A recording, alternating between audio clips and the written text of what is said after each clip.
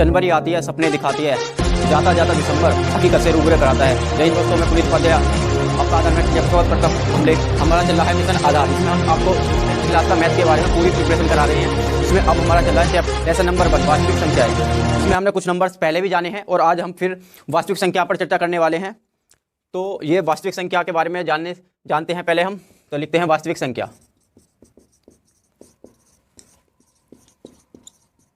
वास्तविक संख्या, वास्तविक संख्या को बोलते हैं हम रियल नंबर्स।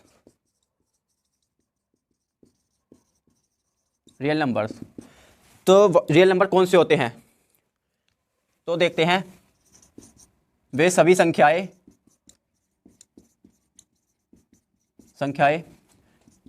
जिनका वर्ग करने पर धनात्मक संख्या प्राप्त होती है वास्तविक संख्या कहलाती है। इसके साथ ही एक और इसकी डेफिनेशन बनती है कि परिमेय और अपरिमेय संख्याओं के मिलने से बनी संख्याएं सभी संख्या क्या कहलाती हैं? वास्तविक संख्या। तो परिमेय और परिमेय संख्याओं के मिलने से बनी संख्या भी वास्तविक संख्या कहलाती है। वास्तविक संख्या कहलाती है। तो इसी के साथ तो जाना हमने वास्तविक संख्या कौन सी होती है। तो देखते हैं कौन कौन सी वास्तविक संख्याएं होती हैं। जैसे हम कह सकते हैं, कोई संख्या हम 3 ले लेते हैं और उसका हम वर्ग करते हैं जब, तो हमारी जो 3 का स्क्वायर क्या होता है? 9। क्या ये धनात्मक है? बिल्कुल है। तो ये क्या हो जाएगी? हमारी एक वास्तविक संख्या हो जाएगी। इसी के साथ यदि कोई हम संख्या माइनस में कोई भी ऐसी संख्या ले लेते हैं, जैसे कि हम ले लेते हैं 7 का यदि हम स्क्वायर करते हैं, स्क्वायर करने पर देखिए 7 तो कैसे लिख पाएंगे? इस तरीके से हम लिख देते हैं। स्क्वायर में कोई भी संख्या होती है, स्क्वायर में संख्या होने पर और माइनस मिलकर क्या बन जाता है? हमारा एक प्लस, और 7 की मल्टीप्लाई करने से बन जाता है 49।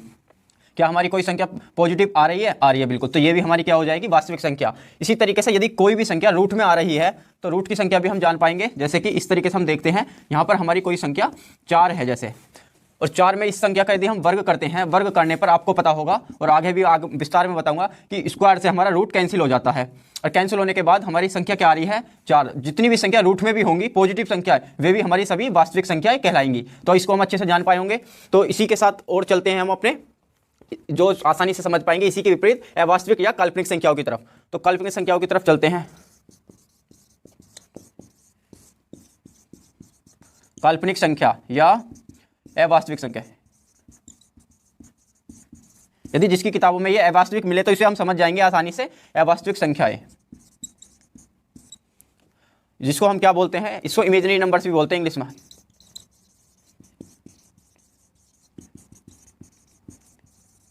Imaginary numbers. तो अब हम देखेंगे इमेजिनरी नंबर्स कौन कौन से होते हैं। ये वास्तविक संख्या के जो संख्याएं होती है उसके जस्ट विपरीत होती है। तो इसकी डेफिनेशन भी हम देखते हैं। वे सभी संख्याएं जो जिनका वर्ग करने पर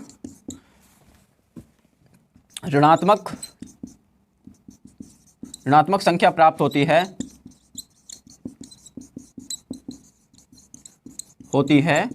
वे कैसी होती हैं? सभी इमेजिनरी या अवास्तविक संख्याएं। तो अवास्तविक संख्या जैसे कि हम देखते हैं कौन कौन सी होती हैं।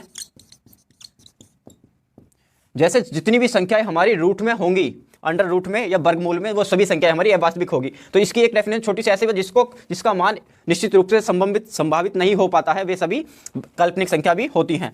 तो जिनका निश्चित रूप से हम कोई मान नहीं बता पाते हैं। तो जैसे कि अंडर रूट में जो भी संख्या होगी वो माइनस में, अंडर रूट माइनस, यहाँ लिख लेते हैं 2, -3, माइनस में कोई भी संख्या 4 लिख लेते हैं। माइनस में हम लिख लेंगे यहाँ पे आसानी से 5, अंडर रूट 7 और अंडर रूट -6। इसी तरीके से और भी इसी क्रम में चलती संख्याएं होंगी जो सभी हमारी काल्पनिक संख्याएं होंगी। तो हम जान पाए हैं वास्तविक और काल्पनिक संख्या कौन सी होती है। इसी के साथ में आपको एक छोटे, तो हमने वास्तविक और काल्पनिक संख्या देखी है। अब हम देखते हैं सम्मिश्रित संख्याएं, तीसरे नंबर की सम्मिश्रित संख्याएं, जिनको बोलते हैं हम कॉम्प्लेक्स नंबर्स। Complex numbers. तो इसकी डेफिनेशन किस तरीके से होगी देखते हैं। वे सभी संख्याएं जो वास्तविक और अवास्तविक या काल्पनिक, कुछ भी लिख सकते हैं, संख्याओं के जोड़ने या घटाने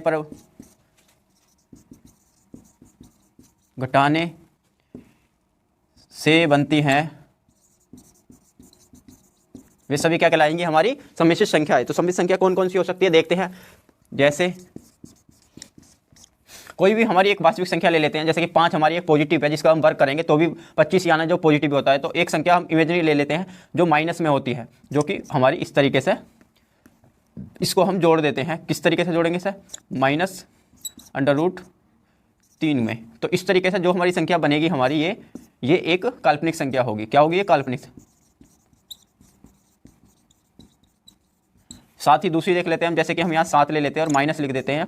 माइनस दोबारा से लिखने के बाद हम यहाँ देखते हैं अंडर रूट में यहाँ मैं 5 ले लेता हूँ। तो इस संख्या को भी हम क्या कह सकते हैं, इस तरीके से इसको थोड़ा सा सॉल्यूशन कर लेंगे इसका। ये माइनस, यदि ब्रैकेट के बाहर माइनस है तो इसकी पहले गुणा करनी पड़ती है, तो इस 7 ऐसे ही रहेगा। माइनस और माइनस मिलकर क्या बना देंगे यहाँ, प्लस, जो कि अंडर रूट में 5। ये इसका हो जाता है आंसर। और साथ में ये संख्या कैसी हो जाएगी, ये भी हमारी एक काल्पनिक संख्या, सम्मिश्र संख्या होगी। क्या होगी ये, सम्मिश्र संख्या। ये भी हमारी सम्मिश्र संख्या ही होगी।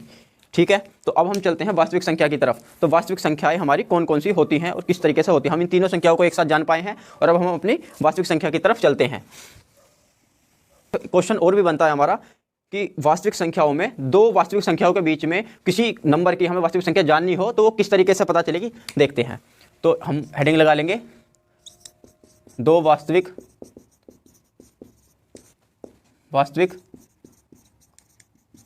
संख्याओं के बीच वास्तविक, तो यहां लिखेंगे कितनी वास्तविक संख्या है, कितनी या कौन सी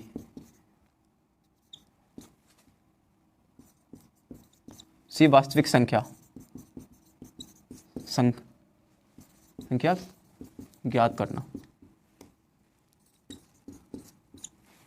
तो देखते हैं कौन कौन सी हम वास्तविक संख्या जान पाएंगे। इसके लिए हमारा एक छोटा सा फॉर्मूला ध्यान रखेंगे, इसको कह सकते हैं हम, देखो इस तरीके से सूत्र के रूप में यूज करेंगे, a(k+b/k+1). ये हमारा इसका एक फॉर्मूला होता है जिसमें हम किसी भी क्वेश्चनों को चुटकियों में हल कर सकते हैं।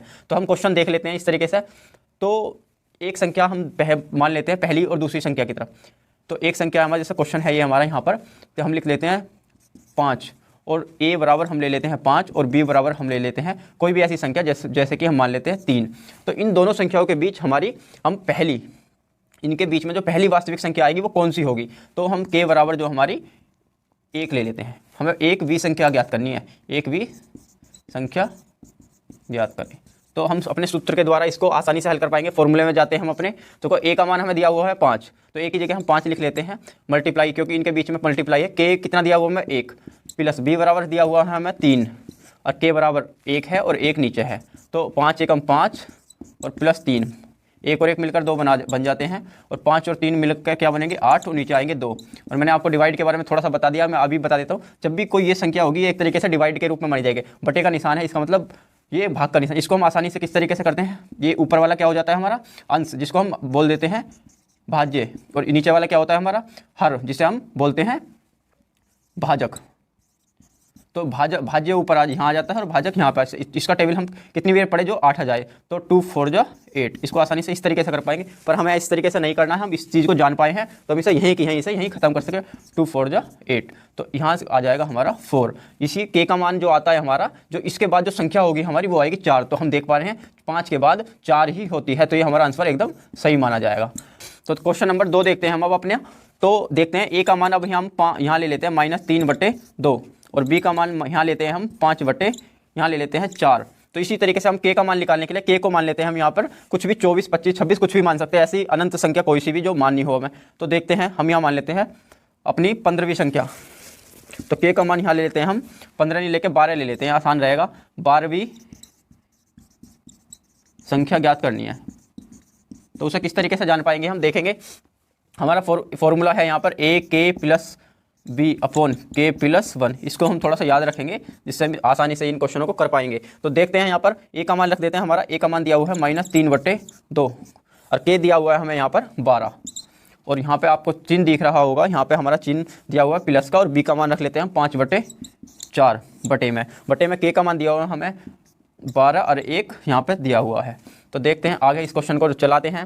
देखिए 2 यहाँ है, ये गुणा का निशान है, तो इसको हम इस तरीके से एक तरीके से इसे भाग में मान सकते हैं, इस तरीके से करके। तो 2 से यहाँ डिवाइड करेंगे तो 2 6 जा 12 होता है, और 6 3 जा 18 हो जाता है। तो 18 का आएगा है यहाँ पे हम माइनस का, और यहाँ प्लस का निशान है हमारा।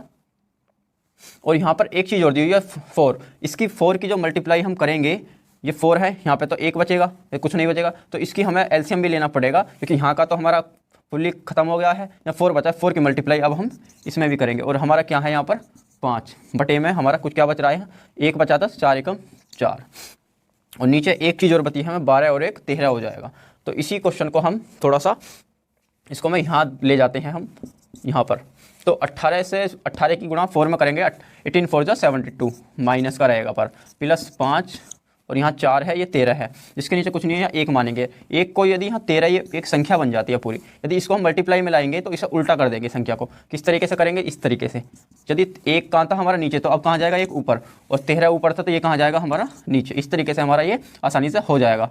तो इसको हम देखेंगे, ये प्लस में और ये माइनस में है, तो माइनस की मैंने क्या बताया था, जो भी संख्या बड़ी होगी घटाया उसी में से जाएगा। ये माइनस का हो या प्लस का, चिन्ह किसका आएगा, जो हमारी संख्या बड़ी है। तो माइनस यहाँ आ जाता है, 72 में से 5 घटाएंगे तो हमारा आ जाएगा यहाँ 60, यहाँ देखते हैं 67 आ गया है। और 67 के हम 1 में यदि गुणा भी करें तो भी कोई फर्क नहीं पड़ने वाला है। और यहाँ 13 की गुणा यदि 4 में करते हैं, 13 4 जा क्या आ जाता है हमारा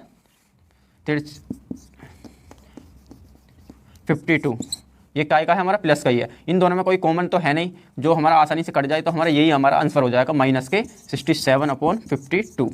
यही हमारा इस क्वेश्चन का आंसर है। जो एक वास्तविक संख्या जो हमारी यहाँ पे देख रहे हैं हम, जो 12 नंबर की संख्या है वो क्या है हमारी, -67/52। तो हम इसे भी आसानी से जान पाए हैं कि यदि दो वास्तविक संख्याओं के बीच कोई संख्या पूछी जाए तो हम इस तरीके से देखिए। अब देखते हैं हम अपनी वास्तविक संख्या की तरफ।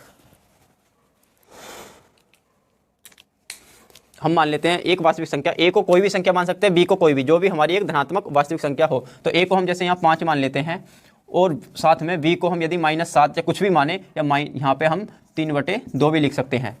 तो फिर भी हमारा इसका आंसर क्या आएगा। तो देखिए हमने प्लस का निशान लगाया, ये दोनों ही वास्तविक संख्याएं हैं, बेशक ऋणात्मक है ये। तो देखिए, तो पहले ब्रैकेट के बाद हम इसका चिन्हों का गुणा करते हैं, तो प्लस माइनस क्या मिलकर क्या बना देते हैं हमारा माइनस। तो -3/2, जिसके नीचे कुछ नहीं हो तो उसके नीचे हम 1 मान लेते हैं। तो इसी तरीके से हम इनका एलसीएम लेना पड़ेगा हमें, इसका यहाँ पर, इसका यहाँ पर, इन दोनों की मल्टीप्लाई करने के बाद इन दोनों की मल्टीप्लाई करके हम नीचे लिख देते हैं। 2 1 जा 2, 2 की मल्टीप्लाई 5 में, 5 2 जा 10, और 1 की गुणा 1 3 जा, ये क्या है हमारा चिन्ह यहाँ पे किसका था, माइनस का, तो ये माइनस आ जाएगा 3। तो अब हम देखते हैं यहाँ 10 में से यदि 3 घटाते हैं तो कितना आ जाएगा हमारा 7/2। क्या ये एक वास्तविक संख्या है, बिल्कुल वास्तविक संख्या है। उसी तरीके से क्या हम लिख सकते हैं यहाँ पे, यस लिख देंगे। अब आती है हमारी दूसरी कुछ में, तो इसी तरीके से हम यदि अभी घटा दें यहाँ पर कोई भी संख्या, यदि हम किसी एक अंक को हम 0 भी मान लें तो भी, देखिए पहले तो हम इसी को बता देता हूँ मैं कि वास्तविक संख्या होगी या नहीं।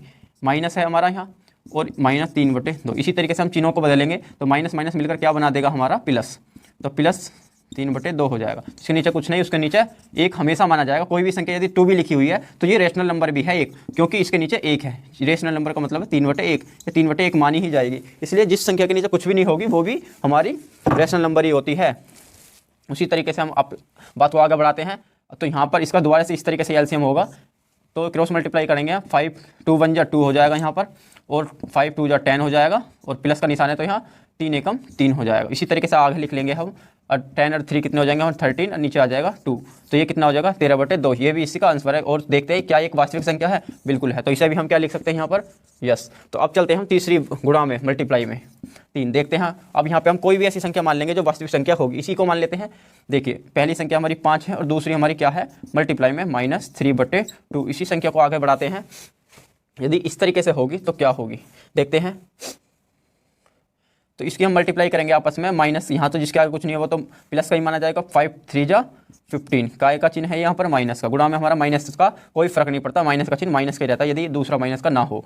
तो यहाँ जाएगा 2। क्या एक वास्तविक संख्या है? बिल्कुल है, कह सकते हैं। तो यहाँ पर भी हम क्या लिख देंगे इसे? यस। अब देखते हैं हम अपनी दूसरी संख्या की तरफ।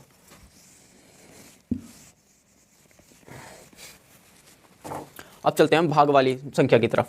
एक संख्या का दूसरी संख्या से भाग करने पर यदि हम देखते हैं, यदि हम a को यहाँ पर एक दूसरी संख्या से भाग देंगे तो क्या संख्या आएगी? यदि एक भी कंडीशन, मैंने बताया था यदि कोई एक भी कंडीशन हमारी फेल हो रही है तो ये पूरा का पूरा हमारा नो माना जाएगा। इसी तरीके से यदि हम यहाँ देखते हैं 5/-3/2 करते हैं तो ये जाकर ऊपर उल्टा हो जाएगा, तो 5/1 ये 2 ऊपर पहुँच जाता है हमारा और -3 नीचे। तो ये संख्या हमारी 5 2 10 -3, ये तो पर एक वास्तविक संख्या है। पर एक दूसरा एग्जाम्पल देखते हैं हम इसमें। तो देखिए एक दूसरा एग्जाम्पल और देखते हैं हम इसका, कौन सा है हमारा? डी वाले का। तो देखिए इसी ये तो हमारा राइट जा हो रहा है, पर दूसरे कंडीशन में हम देखते हैं यदि हम किसी भी एक चीज़ को 0 मान लें तो क्या होगा फिर। तो देखते हैं यहाँ पे ए को भी, ये पहली संख्या को ए को भी 0 मान लेते हैं और बी को भी 0 मान लेते हैं, या कोई और अदर नंबर मान लेंगे तब भी हमारी क्या आने वाली है? 0। देखिए इसको बी को हम यदि 3/2 ही माने तो आगे क्या होगा? तो देखिए ए तो हमारे 0 है और ये क्या है? -3/2। और 3/2 आने पर हम क्या करेंगे इसे? यदि कोई भी ए या बी में से हम 0 मान लेते हैं तो उस कंडीशन में देखिए जो संख्या नीचे है वो संख्या ऊपर पहुंच जाती है। तो ये देखिए 0/1 तो हो गया ही, और ये 2 कहाँ चला जाएगा? ऊपर, और -3 नीचे। और मैंने बताया था कि 0 के लिए मैं एक छोटी सी चीज़ बता देता हूँ आपको, जिससे आपको हमेशा याद रहे कि 0 के बाद क्या आता है। तो देखते हैं पहले क्वेश्चन की तरफ। यदि 0 के मल्टीप्लाई किसी में भी करते हैं तो क्या आता है हमारी? 0, और यहाँ नीचे माइनस की करेंगे तो यहाँ 1, और ऊपर यदि 0 है, 0 कोई भी संख्या हो तो वो क्या हो जाती है? 0 ही। और 0 1 हमारी वास्तविक संख्या नहीं है, तो ये हमारी कंडीशन फेल हो जाती है, जिसको हम कर देते हैं यहाँ पर नो। पर हम देखते हैं कि ये 0 के बटे में यदि 3 हो तो 0 ही क्यों आएगा? क्यों का जवाब अब मैं देने वाला हूँ, आप हमेशा याद रखेंगे इसे। तो देखिए कोई भी संख्या यदि ऊपर है हमारी एक, आपने देखा होगा बटे में एक संख्या ऊपर है और एक संख्या, कोई भी संख्या नीचे लिख लेते हैं, जैसे कि हम यहाँ लिख लेते हैं 5। तो देखिए इसको यदि हम छोटे से रूप में याद करना चाहें तो 0 को हम क्या मानेंगे? एक रसगुल्ला, और इसको जो मानेंगे बटे के निशान को हम मानेंगे एक प्लेट। यदि प्लेट के ऊपर रसगुल्ला हमेशा आएगा, सिंगल रसगुल्ला अकेला, तो क्या रह जाएगा? वो नीचे। प्लेट के ऊपर रसगुल्ला कभी फूटता है? नहीं, तो रसगुल्ला हमारा सेम टू सेम वैसा ही आ जाएगा, तो इसलिए हमारे ये 0 आ जाती है। पर दूसरी तरफ यदि हमारी कोई भी कंडीशन में ऐसा आ जाता है कि प्लेट के ऊपर यहाँ पर 5 आ जाए और नीचे हमारा 0 आ जाए, तो अब बताओ किसी प्लेट के नीचे कभी भी आपका रसगुल्ला आएगा तो क्या आ जाएगा? वो किस तरीके से फूट जाएगा? इस तरीके से 2 रूप में, जो क्या बन जाता है हमारा? इन्फिनिटिव, जिसे हम हमेशा याद रखेंगे, जिसकी कोई, इसको बोलते हैं हिंदी में अनंत, जिसका कोई मान निश्चित रूप से नहीं बताया जा सकता। इसी तरीके से हम इसे याद रख पाएंगे। ऐसा नहीं है कि यहाँ नीचे 5 ही हो, या 5 की जगह हम कोई भी ऐसी संख्या भी ले सकते हैं, जैसे कि 1 से लेकर कोई भी अनंत इन्फिनिटिव कोई भी संख्या हो ऐसी, वो हमेशा ही 0 हो जाएगी। इसी तरीके से यहाँ पर भी देखेंगे हम कि यहाँ पर कोई भी ऐसी, यहाँ तो यही रहेगी, इसलिए यहाँ पर भी हमारे 1 से लेकर कोई भी अनंत संख्या 1 अंक या 10 अंक की कोई भी हो सकती है। तो हम, आशा है आप इसे समझ पाए होंगे और कभी आगे नहीं भूलेंगे। तो चलते हैं हम अपनी क्वेश्चन की तरफ। अब तो क्या ए और बी वास्तविक संख्या होगी? यदि एक संख्या की घात दूसरी वास्तविक संख्या हो तो इस कंडीशन में हम यदि 5 ए को भी 2 मान लें और बी को भी 3 मान लें तो आसान हो जाती है। पर देखते हैं ये कंडीशन कैसी रहेगी हमारी। ए 2 है, बी हमारा 3 है, तो इसका मतलब ये होता है कि 2 की मल्टीप्लाई हमें 3 बार करनी है, और इसकी मल्टीप्लाई करने पर 2 दूनी 4, 4 दूनी 8, 8 आ जाएगा। तो ये तो एक वास्तविक संख्या है। लेकिन यदि हम ए को भी और बी को भी, दोनों को ही क्या मान लें हम? 0, ए को भी 0 और बी को भी 0, तो ये कंडीशन हमारी कैसी बन जाएगी हमारी? देखते हैं। ए की घात बी का मतलब है 0 की घात 0, जो हमारी कैसी आ जाएगी? इन्फिनिटिव। इन्फिनिटिव आने का मतलब क्या हो जाता है हमारा? इसमें कोई भी इसे अपरिभाषित, जो कि हमारी कंडीशन यहाँ फेल हो जाती है, जिसके लिए यहाँ पर भी हम नो लिख देंगे। तो आशा है समझ पाए होंगे आप इसमें वास्तविक संख्याओं को पूर्ण रूप से। और अब चलते हैं अपनी अगली संख्या की तरफ। तो इसे मैं रफ कर देता हूँ, आप जिस बच्चे का नोट कर सकते हैं, जिसको समझ ना आए वो वीडियो रोककर दोबारा देख सकता है। तो चलते हैं अपनी एक नई संख्या की तरफ, जिसको बोलते हैं सम संख्या, जिसे बोलते हैं इवन नंबर। इवन नंबर्स मैंने अभी लास्ट में बता रहा हूँ मैं, क्योंकि आपको इसके बारे में ज़्यादातर पता ही होगा। सभी बच्चों को नहीं भी पता होगा तो आज वो जान जाएंगे इसके बारे में भी कि कैसी होती है इवन नंबर्स। तो इसकी डेफिनेशन लिख लेते हैं। वे सभी संख्याएं जिन्हें 2 से पूर्ण विभक्त किया जा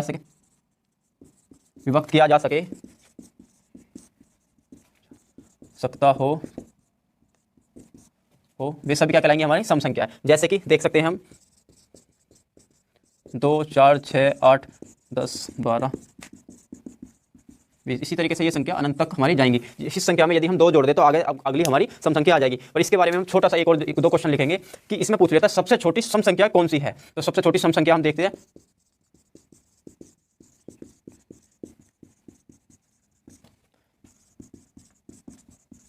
तो हम बताएंगे सबसे छोटी सम संख्या होती है 2। 1 अंक की 2, 2 अंक की 10 और 3 अंक की 30 और 3 अंक की आ जाएगी हमारी 100। तो 1 अंक की तो हमारी 2 हो जाती है, क्या 1 अंक की और 2 अंक की आ जाती है हमारी यहाँ पर 10 और 3 अंक की आ जाती है हमारी यहाँ पर 100। इसी तरीके से आगे भी क्रम चलता रहेगा और बता सकते हैं हम। तो चलते हैं हम अपनी एक नई संख्या की तरफ। इसका आंसर तो हमारा 2 आ जाता है। अब चलते हैं दूसरी संख्या के, सम से विपरीत जो होती है उसे बोलते हैं विषम संख्या। विषम संख्या इसको बोलते हैं ऑड नंबर्स। ऑड नंबर्स इसकी विपरीत ही होती है वे सभी संख्याएं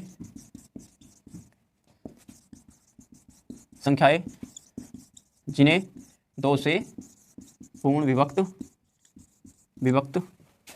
न किया जा सके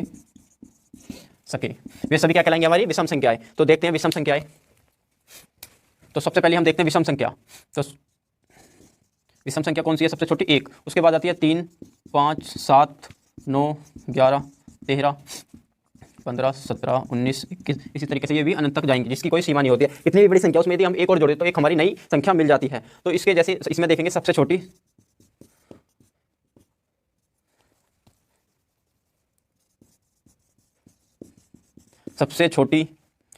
विषम संख्या कौन सी है? तो हम बता पाएंगे सबसे छोटी जो विषम संख्या हमारी है 1। और 1 अंक की भी 1 है और पहली भी 1 है और 2 अंक की पूछे सबसे छोटी विषम संख्या तो वो आ जाएगी हमारी 1 अंक की कहेंगे तो हम बता देंगे 1, यदि 2 अंक की कहेंगे तो हम बता देंगे 11, यदि 3 अंक की कहेंगे तो 101 विषम संख्या। इसी तरीके से ये क्रम आगे जाएगा, अनंत तक जाता है। तो अब जान पाइए हम सम और विषम के बारे में भी कि संख्या कौन सी। तो चलते हैं अपनी एक नई संख्या की तरफ जिसको बोला जाता है हमारा अभाज्य संख्या, जिसे बोलते हैं हम प्राइम नंबर्स, अभाज्य संख्याएं। तो इसकी डेफिनेशन पढ़ लेते हैं पहले। वे सभी संख्याएं जिनके गुणनखंड संभव ना हो या वे सभी संख्याएं जिनको केवल अपने आप से और 1 से विभाजित किया जा सके। तो हम यहाँ लिखने वाले हैं इसकी डेफिनेशन अच्छे से। वे सभी संख्याएं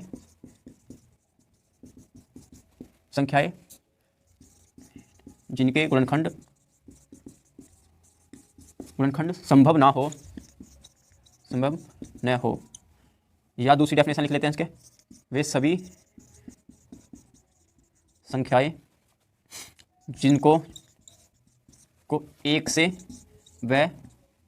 से और अपने आप से ही विभाजित किया जा सकता हो, तो वे सभी क्या कहलाएंगे? हमारी अभाज्य संख्याएं। तो देखते हैं वो अभाज्य संख्याएं कौन कौन सी होती हैं। जैसे कि देखते हैं हम पहली संख्या जो होती है हमारी, पहली अभाज्य संख्या होती है 2। आप कहेंगे कि 2 के बाद आती है हमारी 3, 3 के बाद 5, 5 के बाद 7 और 7 के बाद 11 और 11 के बाद 13, 13 के बाद 17, 17 के बाद 19, 19 के बाद 23 के बाद 29 और 29 के बाद 31। इसी क्रम में ये क्रम आगे तक जाएगा अनंत तक। पर उसके बाद हमने सोचा होगा कि हमने 1 को क्यों छोड़ दिया। हमने अब की बार 1 को नहीं लिया यहाँ पर। अब तो बताना चाहूँगा कि 1 के लिए हम स्टार लगा के लिख लेंगे, 1 न तो भाज्य है और न ही अभाज्य संख्या। तो इसको हम अच्छे से नोट्स बना के लिखेंगे, यदि हमारा कभी भी पेपर में आ जाता है तो इसको हम लिख लेंगे। तो 1 ना तो भाज्य है और 1 ना ही अभाज्य।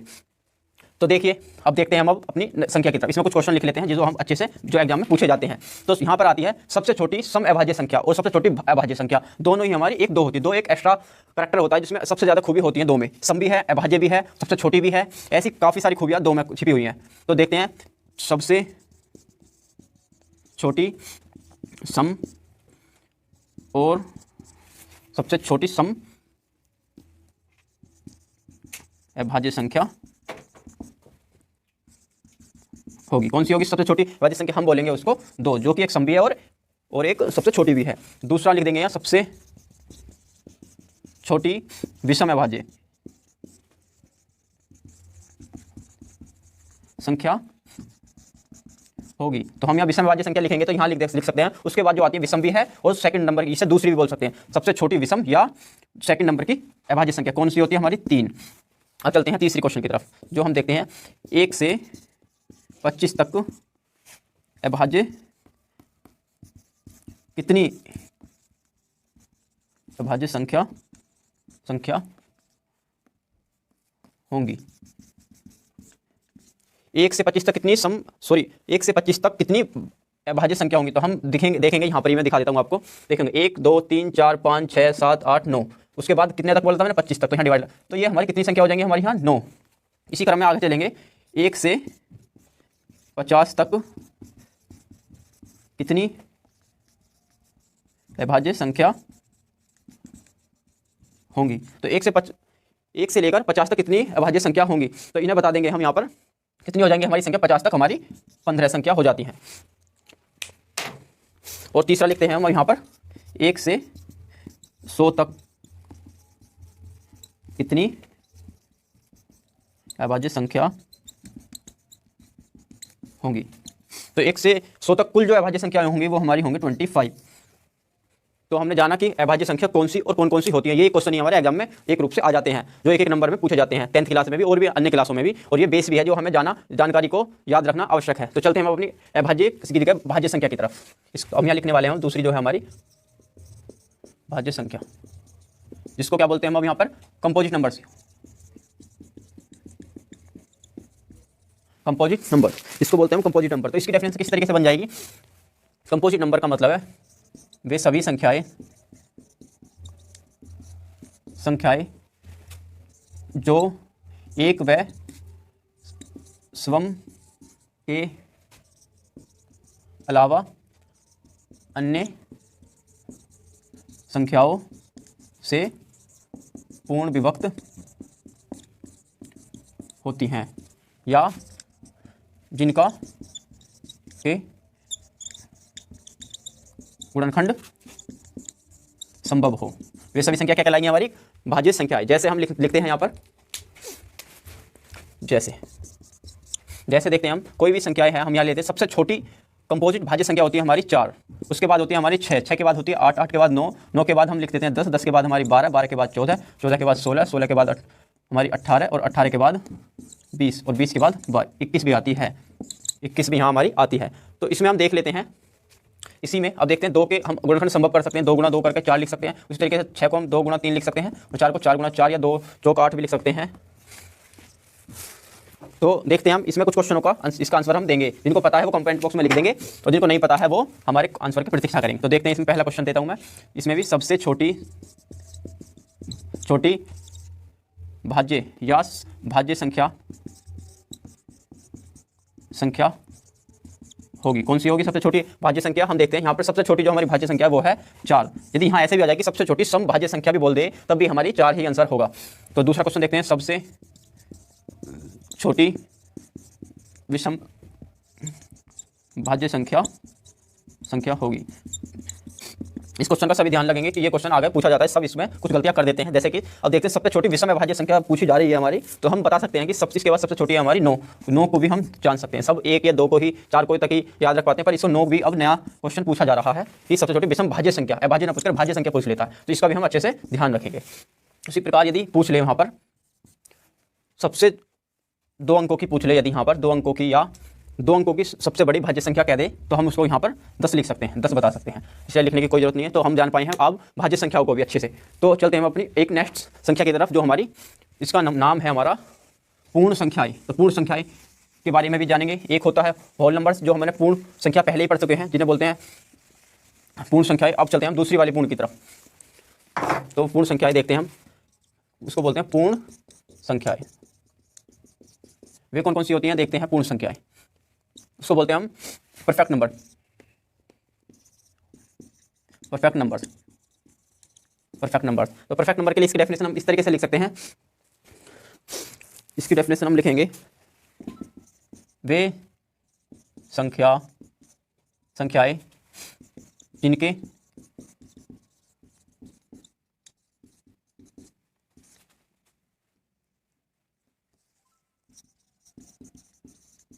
गुणनखंडों का योग अपने आप को या स्वयं को छोड़कर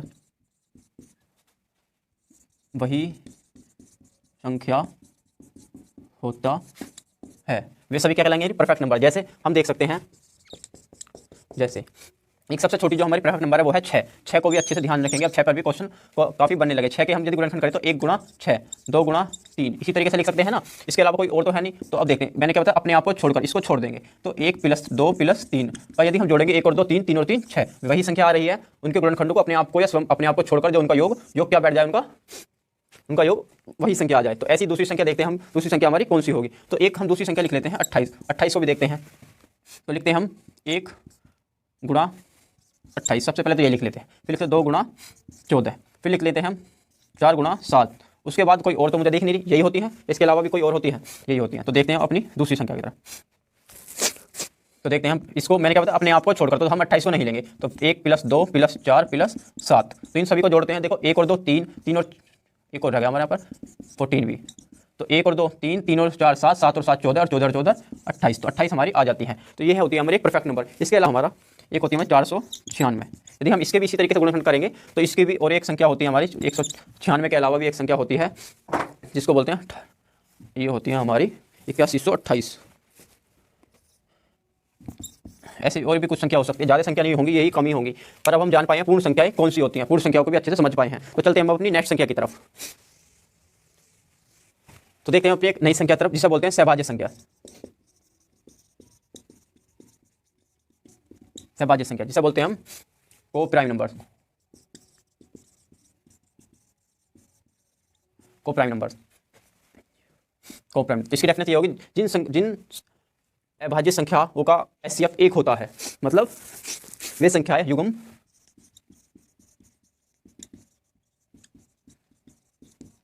जिनका HCF 1 होता है, वे सभी क्या कहलाएंगे? हमारी सहभाज्य संख्या। जैसे 2 और 3, इनका HCF जो निकालेंगे हम 1 ही आएगा, इनमें कोई कुछ भी चीज़ कॉमन नहीं होगी। इसी तरीके से 3 और 5, 3 नहीं लेंगे, अब हम लेंगे 5 और 7, 11 और 13, 17 और 19। यही हमारी क्या है? सहभाज्य संख्या। साथ में इसमें कुछ ये 25 और 36, ये भी एक सहभाज्य संख्या है, या 36 या 49, ये भी सहभाज्य संख्या है। उसी प्रकार से 16 और हमारी 25, ये भी सहभाज्य। इसी तरीके से कुछ संख्या आगे भी होंगी, ये सहभाज्य संख्या होती हैं। इसके बारे में भी जान पाए। एक लास्ट संख्या बचती है हमारी ट्विन प्राइम नंबर, इसको भी बता देता हूँ यहाँ पर ही।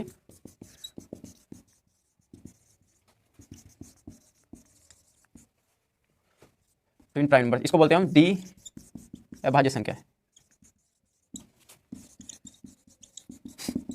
इसको हम आसानी से इसको भी इस तरीके से लिखते हैं। तो इसकी डेफिनेशन लिखते हैं, वे संख्या युग्म जिनका डिफरेंस या अंतर 2 होता है, वे क्या कहलाएंगे? हमारी ट्विन प्राइम नंबर। जैसे कौन कौन सी संख्याएं हैं इसमें ले लेते हैं हम, जैसे कि 3 और 5 और 5 और 7, ये सभी क्या है? हमारी ट्विन प्राइम नंबर्स।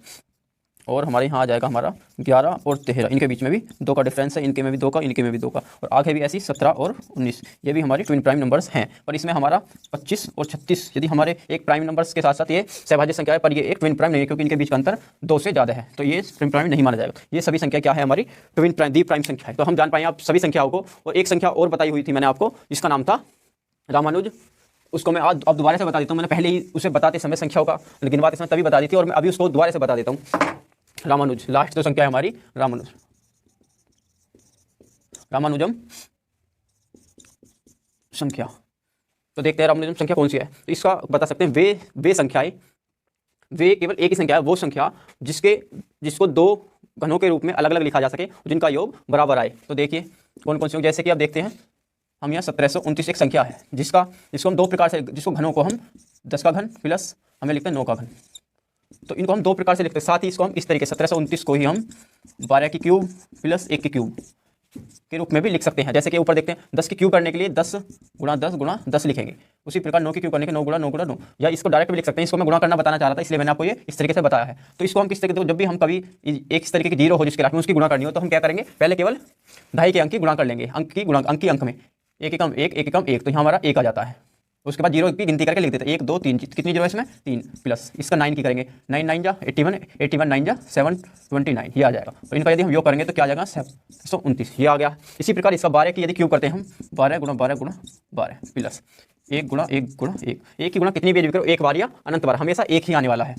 उसी प्रकार 12 की 12 से गुणा करने पर 144, 144 की 12 में करेंगे तो हमारा जाएगा 1728, प्लस 1 की गुणा 1 में करेंगे, एक एकम एक ही आने वाला। इनका जब हम योग करते हैं, जोड़ते हैं तो 1700, ये क्या हो जाएगा 1728 और 1 29, ये हमारी एक रामानुज संख्या कहा जाता है। तो अब मैंने आपको इसमें जो जितनी भी संख्या पढ़ाई है वो लगभग 16 से 17 संख्या हो गई है, 17 संख्या हो गई है। मैंने 17 संख्याओं के बारे में आपको पूर्ण विस्तार से बताया है और आप जान पाए संख्याओं का हो गया होगा अब तक ज्ञान। तो आगे भी हम इस तरीके से ही पढ़ते रहेंगे और देखते रहेंगे आधार मैट इंडिया, जिसके लिए आज की वीडियो के विदा लेने के लिए बोलते हैं जय हिंद।